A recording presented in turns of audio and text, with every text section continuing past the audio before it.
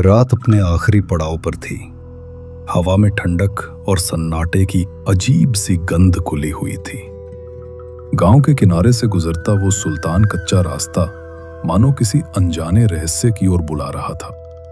100 साल पहले इसी गांव के किनारे एक हवेली थी, ठाकुर हरनाम सिंह की हवेली, जहां की खामोशी आज भी रातों को चीखती है।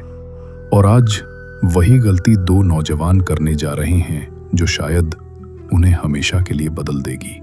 कहानी शुरू होती है उस रात से जब रवि और मोहित हवेली की ओर बढ़े। भाई, ये हवेली में सच में भूत है क्या, या बस गांव वाले डराने के लिए कहानी बना देते हैं? अरे यार, कहानियां तो हर गांव में होती हैं, लेकिन आज देख ही लेते हैं कि असल में मामला क्या है। देख तो लेंगे, लेकिन अगर सच में कुछ दिख गया तो मैं तो भाग लूंगा भाई।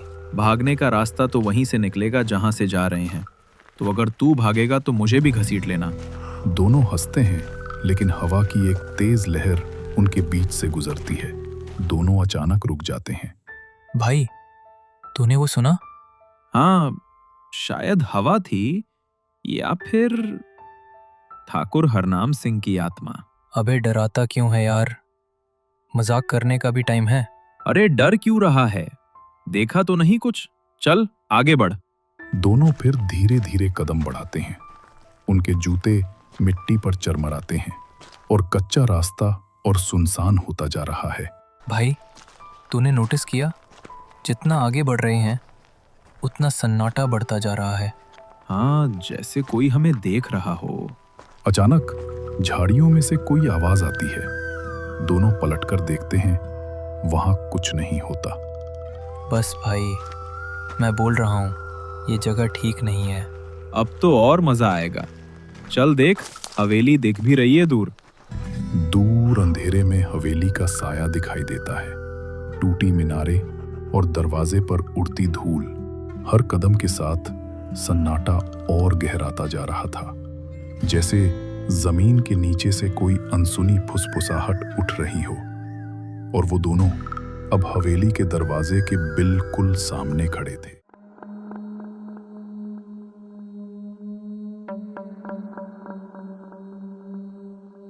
मोहित, सुन, ये दीवारें जैसे सांस ले रही हों। ऐसा लग रहा है जैसे हवेली जिंदा हो। हर दीवार हमारे कदमों की आवाज को निगल रही है।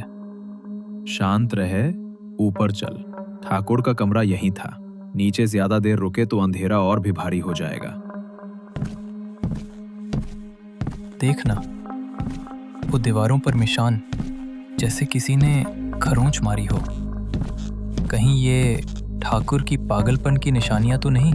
या फिर उन लोगों की जो यहाँ से कभी बाहर नहीं निकले। दोनों धीरे धीरे सीढ़ियां चढ़ते हैं। लकड़ी चरमराती है।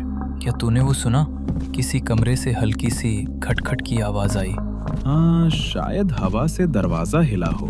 चल जल्दी ऊपर चलते हैं, वहां कुछ तो मिलेगा। तू ध्यान दे, हवा यहाँ तक तो चल भी नहीं रही। रवि, ये जगह उतनी खाली नहीं जितनी दिखती है। कभी कभी सन्नाटा सबसे ज्यादा बोलता है। अबे तू तो फिलोसोफर बन गया। डर लग रहा है क्या? डर तो नहीं, लेकिन दिल मानता नहीं। कुछ तो है इस हवेली में, कुछ जो हमें देख रहा है। हर कदम के साथ उनके बीच की बातें कम होती जा रही थी और बढ़ रहा था सिर्फ हवेली का सन्नाटा। भाई, अब बस ठाकुर का कमरा देख लेते हैं, फिर तुरंत निकल चलते हैं। हाँ, बस एक झलक, फिर हमेशा के लिए अलविदा। दोनों ऊपर पहुंचते हैं।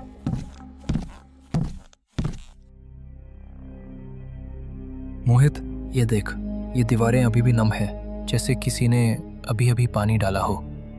और ये तस्वीरें सब ठाकुर की हैं, लेकिन इनकी आंखें देख ऐसा लग रहा है जैसे हमें देख रही हूं। कमरे की हवा ठंडी और भारी थी।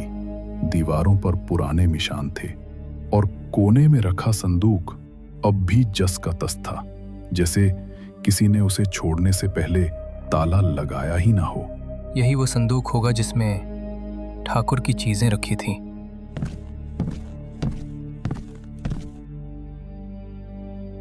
खोलें? हाँ, देख तो ले, पता नहीं इसमें क्या हो। संदूक का ढक्कन धीरे से खुलता है कच कच की आवाज के साथ। अंदर पुराने कपड़े रखे थे, शाही रेशमी कुर्ता और एक लाल पगड़ी जो अब भी चमक रही थी। 100 साल पुरानी चीजें और ये कपड़े ऐसे जैसे अभी अभी कोई पहन कर गया हो। मोहित, कुछ गड़बड़ है यहाँ। तूने देखा? ये अपने आप खुली।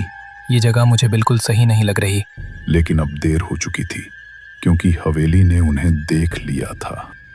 और उस लाल पगड़ी के नीचे कुछ और था, एक पुराना धूल से भरा लॉकेट जिसके अंदर किसी औरत की तस्वीर थी।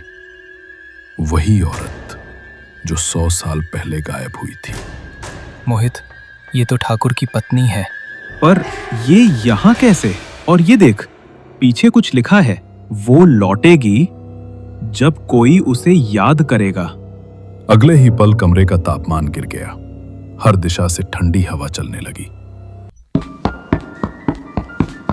किसी के भारी कदमों की आवाज सीढ़ियों पर गूंजती है। कोई आ रहा है। दरवाजा बंद कर। दरवाजा अपने आप धड़ाम से बंद हो जाता है। कमरे में अंधेरा। अब हवेली ने उन्हें बंद कर लिया था। कमरे में सिर्फ चांद की हल्की नीली किरण थी और उस रोशनी में दीवार पर एक नया साया उभर आया था। एक ठंडी सांस उनके कानों के पास से गुजरती है। मोहित, वो साया हमारे पीछे है क्या? मत मुड़, मत मुड़। वो साया अब उनके बीच था। दौड़ मोहित, खिड़की से बाहर कूद। दोनों दौड़ते हैं, पर्दे उड़ते हैं, कागज बिखरते हैं। वो दोनों किसी तरह हवेली की दीवार फांदकर बाहर निकल आए।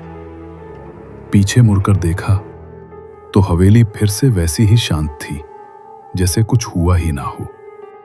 रवि, तूने वो देखा? हाँ, देखा।